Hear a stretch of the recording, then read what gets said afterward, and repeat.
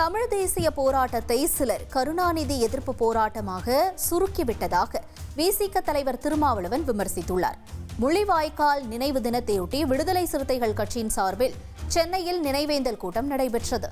இதில் பங்கேற்று பேசிய விசிக தலைவர் திருமாவளவன் ஈழத்தமிழர்களுக்காக அறப்போராட்டத்தை நடத்தி கொண்டிருந்த போது பொங்கல் கொண்டாடி கொண்டிருந்தவர்கள் இப்போது தம்மை விமர்சிக்கிறார்கள் எனவும் தெரிவித்தார்.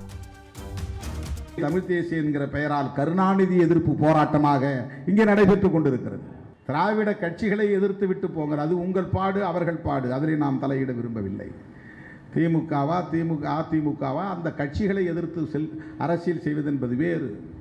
ஆனால் திராவிடம் என்கிற கருத்தியல் இந்து அல்லது இந்துத்துவா பெரும்பான்மைவாதம் என்கிற இந்த அரசியலுக்கு எதிரானது திராவிடம்.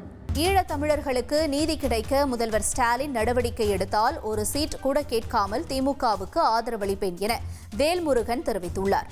விழுப்புரம் மாவட்டம் செஞ்சியில் முள்ளிவாய்க்கால் இனப்படுகொலையின் 16ஆம் ஆண்டு நினைவேந்தல் நடைபெற்றது. இதில் தமிழக வாழ்வுரிமை கட்சியின் தலைவர் வேல்முருகன் பங்கேற்றார். தொடர்ந்து நிகழ்ச்சியில் பேசிய வேல்முருகன் ஈழத்தமிழர்களுக்கு நீதி கிடைக்க சட்டப்பேரவையில் தீர்மானம் நிறைவேற்றி பொது வாக்கெடுப்பு நடத்த தமிழக முதல்வர் ஸ்டாலின் நடவடிக்கை எடுத்தார். வரும் சட்டமன்ற தேர்தலில் ஒரு சீட்டு கூட கேட்காமல் திமுகவுக்கு ஆதரவளிப்பேன் என்று அவர் கூறினார். தொடர்ந்து இந்நிகழ்வில் பங்கேற்ற இலங்கை வடக்கு மாகாண முன்னாள் அமைச்சர் அனந்தி சசீந்திரன் செய்தியாளர்களை சந்தித்த போது இலங்கையில் ஆட்சி மாறினாலும் காட்சி மாறவில்லை என்று தெரிவித்தார். ஆட்சி மாறினாலும் காட்சி மாற இல்லை.